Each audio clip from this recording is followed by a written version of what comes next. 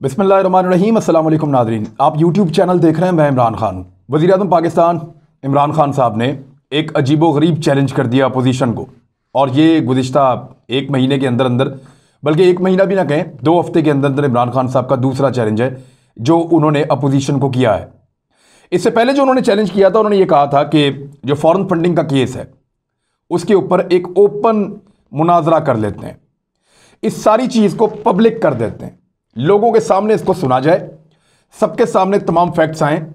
आप भी बताएं कि आपने आज तक फंडिंग कहाँ से ली है, पीपल्स पार्टी भी बताए, PMLN भी बताए, मौलाना फजलुर रहमान साहब भी बताएं, और अपने अपने पैसों का हिसाब किताब दें आके इलेक्शन कमीशन में, और इसकी कवरेज हो पूरे पाकिस्तान के अंदर और हर चीज़ पब्लिक कर दी जाए। और फिर पाकिस्तान तहरीक इंसाफ की जो फंडिंग है उसको भी पब्लिक कर दिया जाए, तो दूध का दूध और पानी का पानी हो जाएगा। लेकिन उसका चैलेंज किसी ने कबूल नहीं किया। वो जो challenge prime minister of Pakistan ने दिया, उस चैलेंज को किसी भी पॉलिटिकल पार्टी ने कबूल नहीं किया कि इस पे मुनाजरा किया जाए या इस सारी इंफॉर्मेशन को पब्लिक कर दिया जाए। उल्टा हुआ ये कि पाकिस्तान तहरीक इंसाफ ने, अब वो झूठ है या सच है उसका फैसला तो इलेक्शन कमीशन करेगा या इदारे करेंगे जो तहकीकात करेंगे, लेकिन उन्होंने 40,000 अकाउंट्स दे दिए। जनाब, ये इन लोगों ने पैसा भेजा है, ये 40,000 लोग हैं जिन्होंने हमें पैसा दिया है, जबकि PMLN ने और पीपल्स पार्टी ने अभी तक जवाब जमा ही नहीं करवाया। फजलुर रहमान साहब की मुसीबत यह बन गई है कि वो अपनी पार्टी के सामने ये तस्लीम कर चुके हैं, जनाब ये पैसा आया था फलां फलां मुसलमान मुल्कों से, मैंने अपनी जात पे खर्च कर लिया, तो आपसे माफी चाहता हूं। वो जिनसे माफी मांगी थी आज उनको पार्टी से निकाला, वो केस लेके चले गए इलेक्शन कमीशन में, उनके लिए एक नई मुसीबत बनी हुई है। तो वो चैलेंज तो इमरान खान का कबूल नहीं हुआ, लेकिन एक बड़ा जबरदस्त चैलेंज नया उन्होंने दे दिया है। ये है बड़ा इंटरेस्टिंग। इमरान खान साहब ने कहा कि मैं इस्तीफा दे देता हूं, लेकिन एक शर्त पे। मशरूत उन्होंने इस्तीफा देने की पेशकश कर दी है अपोजिशन को। आज जो कैबिनेट की मीटिंग हुई उसमें नहीं, उसके बाद उनकी जो मीटिंग थी उसमें ये रिपोर्ट हुआ है कि उन्होंने ये कहा कि मैं इस्तीफा दे देता हूं, लेकिन एक शर्त है कि अपोजिशन जो है वो लूटा हुआ माल वापस कर दे। आज लूटा हुआ माल वापस कर दे, कल मैं इस्तीफा दे दूंगा। ये तो फिर इस्तीफा ना देने वाली बात हुई ना खान साहब। यानी लूटा हुआ माल वापस कर दें तो फिर मैं इस्तीफा दे दूंगा, तो कोई पागल है जो लूटा हुआ माल वापस करेगा? उसकी कितनी मुसीबतें हैं, कितनी गालियां हैं, कितनी सियासत तबाह हो जाएगी, इसका आपको आइडिया ही नहीं है शायद। तो प्राइम मिनिस्टर ऑफ पाकिस्तान ने एक ऐसी चीज मांगी है जो कोई भी कभी नहीं देगा, और अगर कोई माल देगा भी तो टेबल के नीचे से देगा, अगर कोई माल देगा भी तो थर्ड पर्सन के जरिए से देगा, अगर कोई माल देगा भी तो किसी गैर मुल्की फोर्स के जरिए से देगा, अगर कोई माल वापस करेगा तो ऐसे वापस करेगा कि उसका अपना नाम नहीं आएगा कि यह माल मैं वापस कर रहा हूं। कोई ऐसा फॉर्मूला बनाएगा। हो सकता है वो माल गैर मुल्की इमदाद की सूरत में आ जाए। आपको सऊदी अरब, कतर या UAE या अमेरिका या कोई मुल्क आपको कहे कि जी हम आपको इतने अरब डॉलर दे रहे हैं, ये पैसे आप ले लें और पाकिस्तान पे इस्तेमाल करें, वापस भी नहीं कर दें।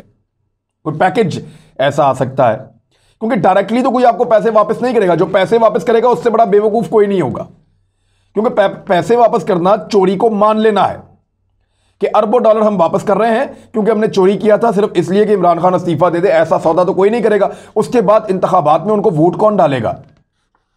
वैसे पाकिस्तान में इस तरह के बहुत सारे लोग हैं जिनको चोरी का पता भी चल जाता है तो वो फिर भी नारे लगा रहे होते हैं, लेकिन इतने भी लोग हमारे गए गुजरे नहीं हैं कि वो इलेक्शन के अंदर वोट देकर दोबारा उन लोगों को इख्तियार में ले आए जो लूट का पैसा वापस करके जा रहे हों इलेक्शन लड़ने के लिए।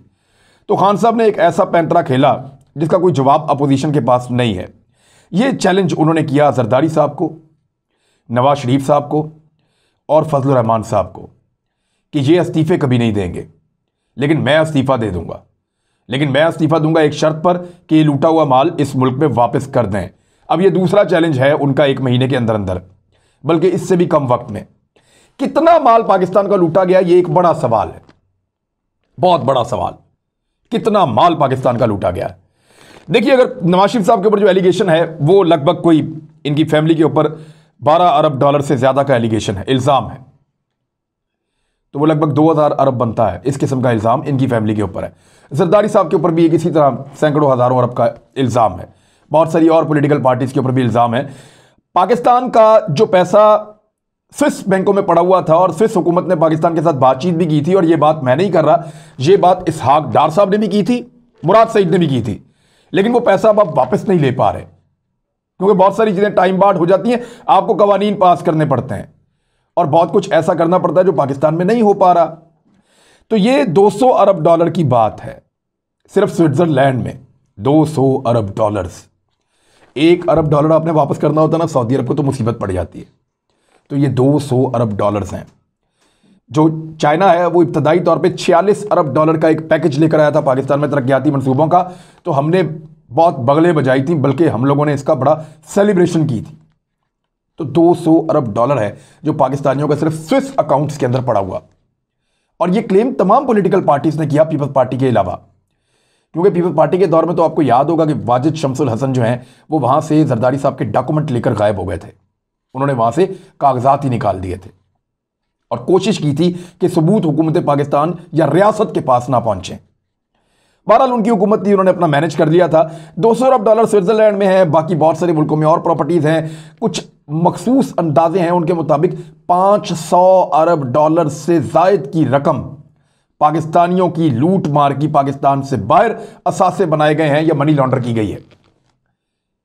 यह लूट मार हुई है गुज़िश्ता 30-40 साल में पाकिस्तान के अंदर, और ये इतनी बड़ी रकम है। और ये मैं बड़ा मुहतात आपको बता रहा हूं कि अमेरिका में क्या है, यूरोप में क्या है, पनामा में क्या निकला, ब्रॉडशीट में क्या निकला, स्विस गवर्नमेंट ने क्या कहा, उनकी वहां से रियासत से क्या चीजें हमारे साथ आई कि स्विस बैंकों में क्या पड़ा हुआ है, यूएई में आपका क्या पड़ा हुआ है, गल्फ स्टेट्स के अंदर क्या है, सऊदी अरब में क्या है।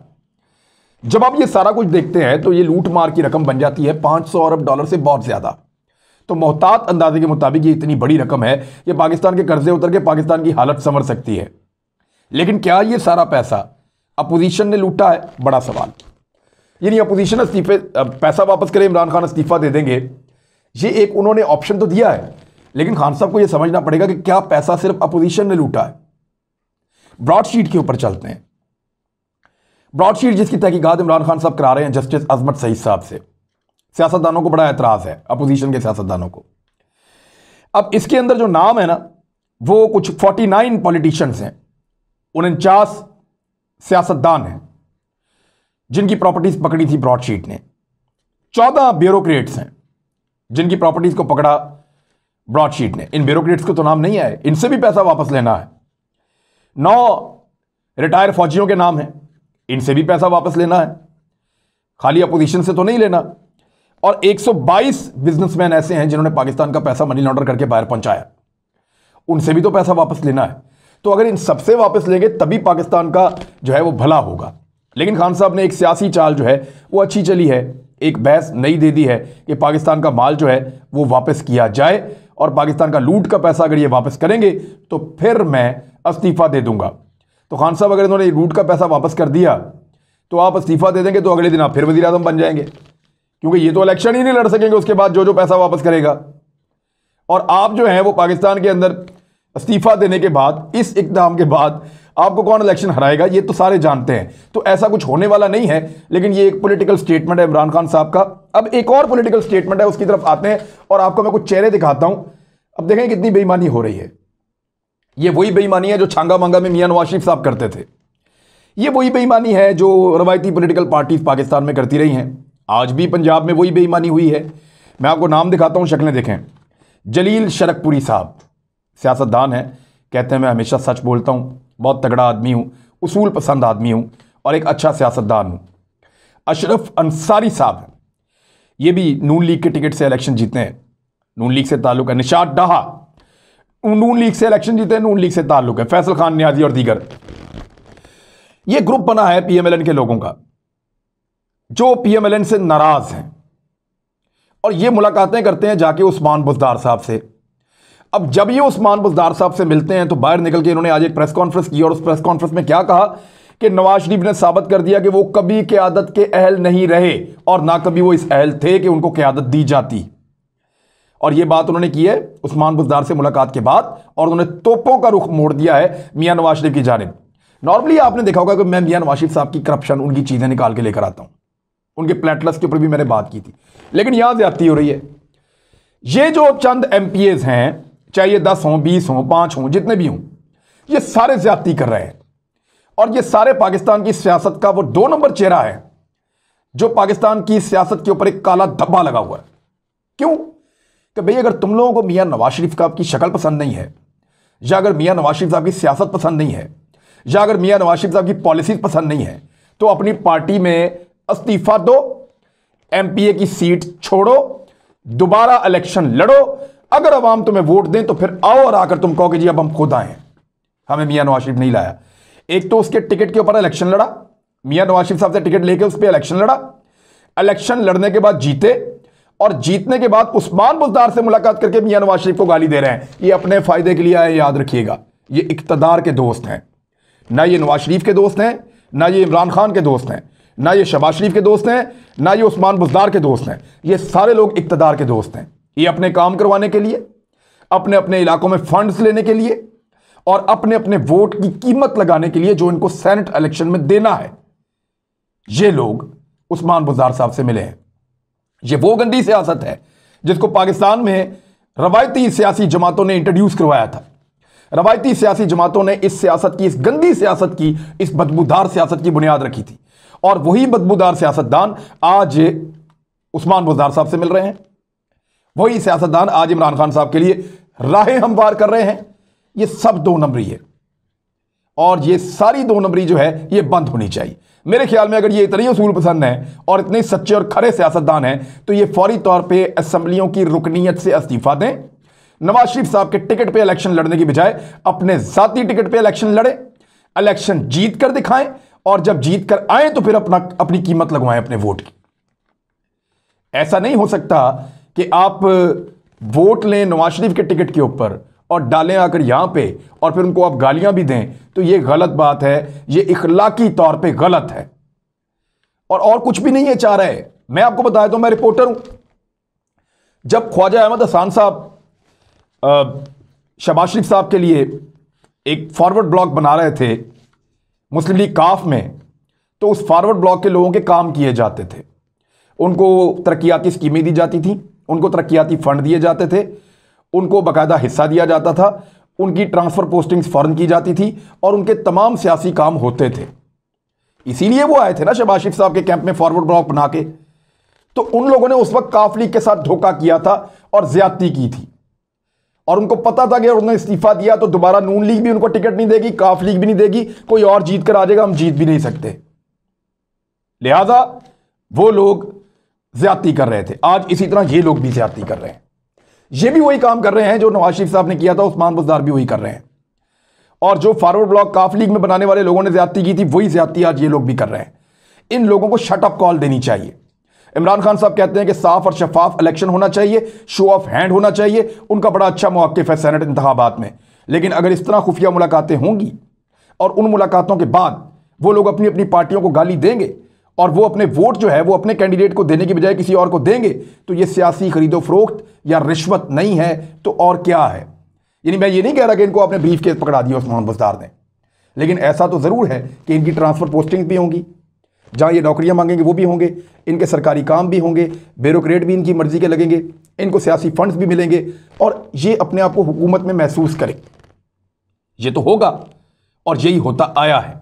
लिहाजा ये जो सियासत का एक गंदा खेल है वो अभी भी खेला जा रहा है। इसको कोई अपनी जीत ना समझे कि नून लीग के बंदे टूट कर आ गए। अगर नून लीग के बंदे ऐसे ही तोड़ने हैं तो फिर ये नया पाकिस्तान नहीं है, ये वही पाकिस्तान है जो पुराना पाकिस्तान था। नया पाकिस्तान बनाना है तो इन आने वालों को शट अप कॉल दें और इन्हें कहें कि अगर तुम्हें इतना ही अपनी सियासत पे और अपनी सच्चाई पे यकीन है और तुम्हारे अंदर का इनकलाबी इतना जाग गया है और तुम्हें लगता है कि नवाज शरीफ रॉ का एजेंट है, आज इन्होंने यही कहा है कि रॉ का एजेंट है, 2 नंबर आदमी है, अदालतों का सामना नहीं कर रहा, हमें इस पर शक हो रहा है, और बड़ी इन्होंने बुराइयां की। अगर ये सारी चीज़ों पर आप कन्विंस्ड हैं तो जाके इस्तीफा दें और नवाज शरीफ के खिलाफ इलेक्शन लड़के जीतें और जीत कर आकर अपने मौक़िफ़ को सच साबित करें। हक की बात तो ये है। अब तक के लिए इतना ही। अपना ख्याल रखिएगा, अपने इस चैनल का भी। अल्लाह हाफ़िज़।